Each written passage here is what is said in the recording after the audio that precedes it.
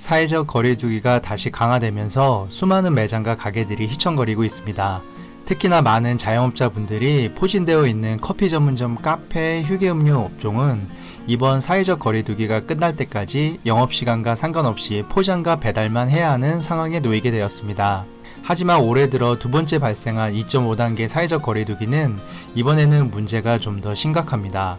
첫 번째 2.5단계 사회적 거리두기가 발령되었을 때와는 달리 이번에는 겨울로 접어드는 시기라 테이크아웃과 배달의 매출을 크게 기대할 수 없기 때문입니다. 당연히 커피 전문점 카페 매장의 경우 주 매출 중 하나인 테이크아웃의 매출이 엄청나게 떨어질 것으로 예상되기 때문에 그 어려움이 더욱 클 것입니다. 커피 전문점들이 테이크아웃 매출이 추운 겨울로 접어들면서 떨어지는 게 불가피하다면 나머지 매출을 차지하는 배달 매출은 과연 어떨까요? 이쪽도 전망이 좋지만은 않습니다. 최근 국내 커피 전문점 업계의 최강 브랜드인 스타벅스가 배달을 시작한다는 소식이 전해지면서 프랜차이즈와 개인 매장 가리지 않고 많은 커피 전문점 점주님들이 불안해하고 있는 상황입니다. 그렇다면 과연 브랜드 스타벅스의 배달 서비스 개시가 커피 전문점 시장에 어떤 나비 효과를 가져올까요?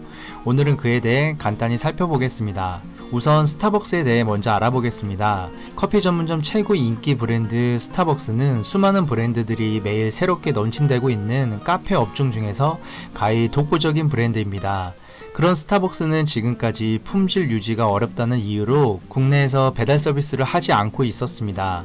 과연 업계 1위다운 자신감입니다. 이와는 반대로 스타벅스 이외에 커피빈, 할리스, 파스쿠치, 이디야 등 스타벅스를 제외한 많은 브랜드들은 진작에 배달 서비스를 시작했었고 그나마 올해 어려웠던 상황과 시기들을 배달 매출로 나름 극복하고 있었습니다. 물론 이러한 상황에서도 스타벅스 또한 다소의 매출 하락을 보였으나 역시나 업계 최고의 브랜드답게 매출 부문에서 꽤 선방하고 있었기에 배달 서비스 등의 도입을 급하게 진행하진 않았습니다. 하지만 이런 스타벅스도 사회적 거리두기 강화로 테이크아웃과 배달만 할 수 있게 되자 급기야 스타벅스 코리아는 사업 전략을 대대적으로 수정하게 됩니다. 이 스타벅스의 배달 서비스 소식이 전해지자 카페를 운영하는 많은 자영업자들의 걱정이 시작된 것입니다. 물론 일부에선 이미 경쟁이 치열한 커피 전문점 시장에서 단일 브랜드 하나가 배달 서비스를 시작한다고 많은 커피 전문점 점주들이 불안했다는 게 말이 되냐라고 하실 수는 있겠지만 그렇게 간단히 볼 문제는 아닙니다. 첫 번째 이유는 스타벅스의 매장 숫자가 생각보다 너무 많기 때문입니다.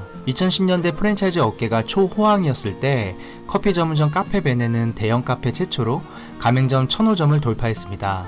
한때 농담삼아 매장 수가 너무 많다고 하여 카페벤에는 바퀴베네라는 별명까지 생겼을 정도로 큰 인기를 누렸습니다. 그만큼 이례적으로 대형 카페치고 너무 많은 매장 수를 보유하고 있었기 때문에 생긴 별명이었습니다.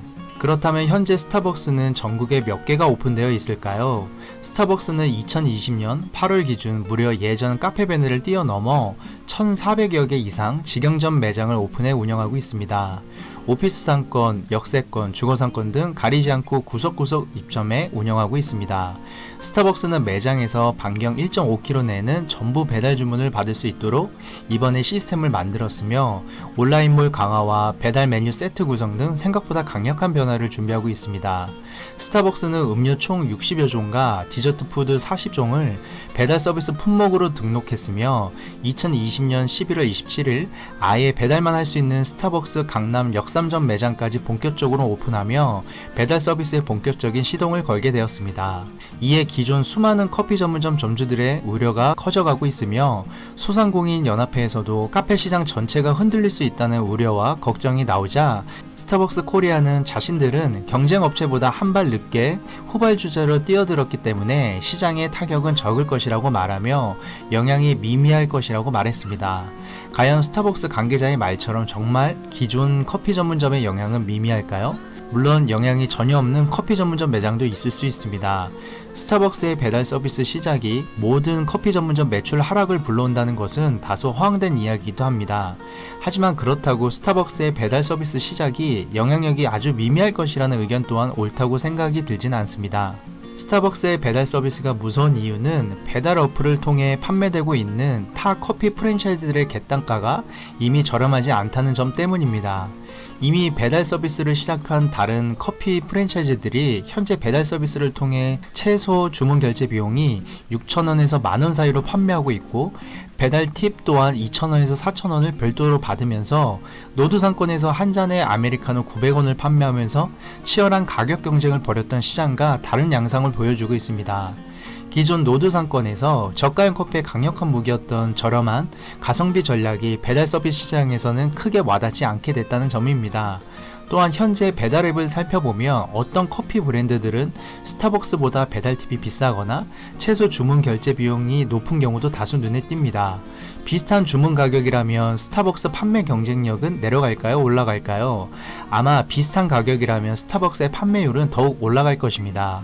그리고 고객들의 충성도가 높기로 소문난 스타벅스의 고객들이 스타벅스가 배달 서비스를 운영하지 않아 어쩔 수 없이 한동안 다른 브랜드를 이용했다면 배달 서비스를 시작한 스타벅스로 다시 발걸음을 돌릴 가능성이 높다는 점도 기존 카페 매장들에게 위협적입니다. 이처럼 스타벅스의 배달 서비스 개시는 단순히 한 개의 단일 브랜드가 배달 서비스를 시작했을 뿐이다 라고 보기엔 그 영향력과 파괴력이 무시하기는 쉽지 않습니다.